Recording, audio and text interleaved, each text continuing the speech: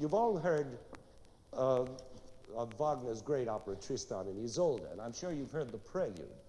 Now, this prelude begins with a four-note motive like this. And immediately after comes another motive, also of four notes. Now, the exciting thing is the way Wagner puts these two motives together. He makes the second motive begin smack on the end of the first one, so that the last note of one and the first note of the other are joined, locked together, locking the two motives securely, like this.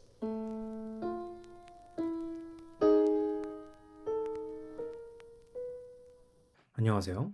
오늘은 여러분께 선율의 개념, 그리고 작곡가는 선율을 어떤 식으로 만드는지에 대해서 알려드리려고 합니다. 작곡가가 선율을 어떻게 만들 거라 생각하시나요? 앉아서 영감이 올 때까지 기다릴까요? 아니면 좋은 멜로디가 생각날 때까지 아무거나 흥얼거릴까요? 이 두 가지 모두 작곡가들이 선율을 쓸 때 흔히 하는 방법은 맞습니다. 저 역시도 그렇고요. 하지만 멜로디는 음악에서 주제 중 하나입니다. 이 주제라는 건 작곡가가 음악을 발전시킬 때 가장 중요한 요소고요. 하나의 음악에서 든든한 기둥 역할을 하며 음악의 통일성을 부여해 줍니다. 그러기 위해서는 선율에 뼈대가 있어야 해요. 그 뼈대가 있어야 우리가 음악을 들을 때 아주 자연스럽다고 느끼게 되거든요. 그럼 지금부터 그 원리에 대해서 이야기해 볼게요. 선율이란 무엇일까요? 이런 거? 혹은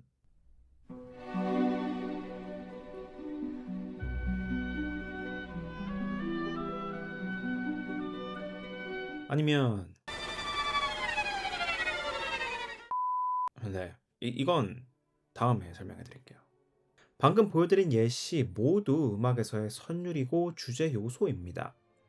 그리고 좋은 선율은 항상 시작과 중간, 그리고 끝이 있고 명확한 목적지를 향해 진행돼요. 이게 무슨 말이냐면 여기 반 고흐의 별이 빛나는 밤을 보고 비유해 드릴게요. 보시다시피 그림을 보게 되는 흐름이 있죠. 앞에 보이는 나무에 가장 먼저 시선이 가고 다음으로 회오리 모양의 별들, 마지막에 아래 있는 마을로 시선이 갑니다. 이걸 그래프로 표기하면 이런 모습을 하고 있다고 할 수 있죠. 시작과 중간, 끝, 그리고 목적지가 있어요. 또한 이 그림을 일정한 조건에도 부합하는 모습을 하고 있습니다. 조건에 부합한다는 말이 무엇일까요? 만약에 이 그림에 제가 갑자기 빨간색 점선이나 형광색 점들을 막 그린다면 그림의 통일성이 깨지고 부자연스러워지겠죠. 화가의 애초 의도와 틀에서 완전히 벗어나는 요소일 겁니다. 음악의 선율도 이것과 똑같은 선상에 두고 생각하시면 돼요. 자, 그럼 선율의 목적성과 조건 차례대로 이야기해 볼게요. 먼저 목적성입니다.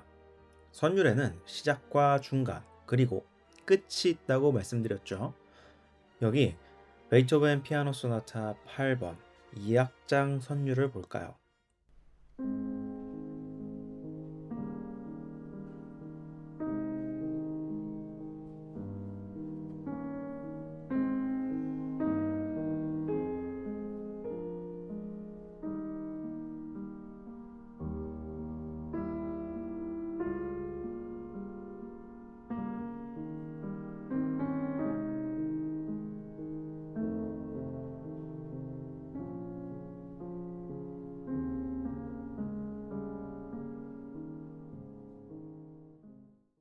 중간에 있는 꾸밈임들을 지우고 핵심 멜로디만 확인해 봅시다. 생각보다 군더더기 없는 멜로디죠. 그럼 이 멜로디의 뼈대들만 뽑아서 추려보겠습니다. 아까 예시로 보여드린 그림의 그래프와 아주 비슷한 형태를 띠고 있죠. 시작점에서 음악이 우리에게 말합니다. 자, 이제 출발할게 라고요. 그리고 중간 단계로 넘어가서 하나의 문장 중 가장 높은 음을 들려주며 텐션을 이끌어냅니다. 아까 고흐 그림 속 밤하늘의 소용돌이가 별들과 함께 가장 강렬하게 몰아치는 지점과 동일하죠. 그리고 여기서 중력의 법칙을 받아 텐션을 부드럽게 정리해주며 마침표를 찍습니다. 집에서 시작해서 정점이라는 목적지를 향해 올라갔다가 다시 끝을 맺으며 내려오는 것. 이게 바로 우리가 본능적으로 이 멜로디 참 자연스럽다라고 느끼게 만드는 선율의 목적성입니다. 자, 그럼 선율의 조건이라는 건 무엇일까요? 제가 고흐의 그림에 뜬금없이 형광색 점을 찍는다면 안 어울리겠죠. 음악에서도 선율이 마음대로 뛰어놀기 전에 반드시 지켜주어야 하는 틀, 즉 조건이 있습니다. 그리고 가장 기본적인 조건 두 가지가 바로 triadic movement, 화음적 움직임과 scale movement, 음계적 움직임입니다. 첫 번째 화음적 움직임입니다. 이 화음적 움직임이란 선율이 움직일 때 그 바탕이 되어 화음의 요소가 아주 중요한 포인트가 되어주는 겁니다. 문장을 쓸 때 하나의 조건이 되어주는 거죠. 나는 C 메이저에서 첫 문장을 쓸 건데 도미소를 무조건 거쳐가는 포인트로 두겠다라고 미리 정하는 겁니다. 예시를 볼까요? 여기 제가 만든 간단한 멜로디가 있습니다. 먼저 들어볼까요?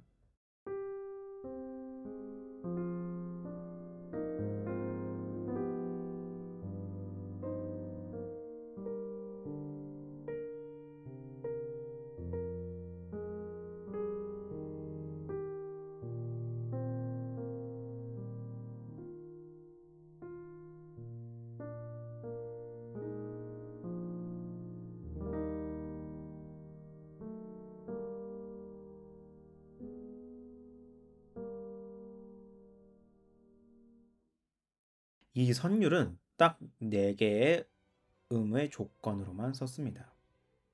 뼈대가 되는 선율만 뺏어볼게요. 저는 처음에 E flat 메이저의 첫 트라이아드인 Mi flat, Sol, C flat을 기준으로 잡고 선율을 써야겠다 계획했습니다. 중요한 시작점은 솔로 출발하고 다음 조건은 C flat, Sol, 마지막으로 미로 정했습니다. 작곡가는 이렇게 뼈대를 먼저 정해둔 다음 백지 상태에서 내가 쓰고자 하는 음악의 꾸밈음과 비화성음들을 섞어가며 흐름을 완성해 나가는 겁니다. 두 번째 조건, 음계적 움직임입니다. 이건 화음이 아니라 음계를 뼈대 삼아 움직이는 겁니다. 바로 차이콥스키 교향곡 5번 2악장, 그 유명한 호른 솔로 부분을 예시로 들어볼게요. 많은 분들이 이 악장에서 낭만적이고 아름다운 주요 선율만 기억하실 거예요. 하지만 차이콥스키는 이미 처음 시작하는 8마디에서 나는 이 음악을 스케일적 움직임으로 진행할 거야 라고 아주 명확한 힌트를 던집니다. 한번 볼까요?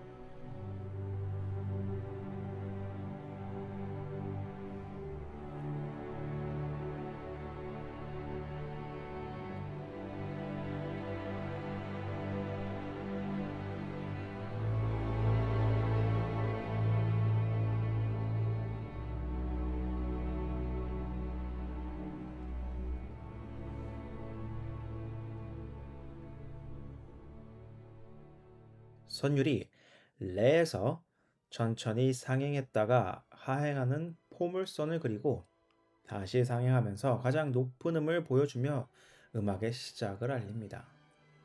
여러분은 이 앞에 8마디를 통해 이 악장 전체의 흐름을 미리 보신 거예요.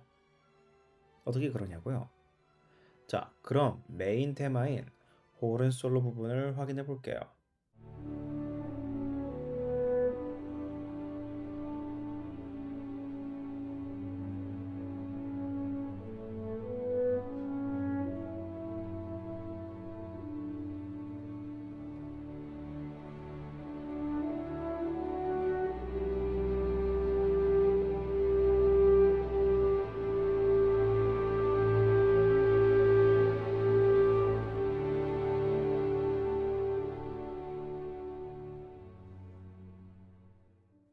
선율이 완벽하게 스케일로만 정직하게 움직이는 건 아니지만 음악이 흘러가는 조건은 분명 스케일의 규칙을 따르고 있습니다.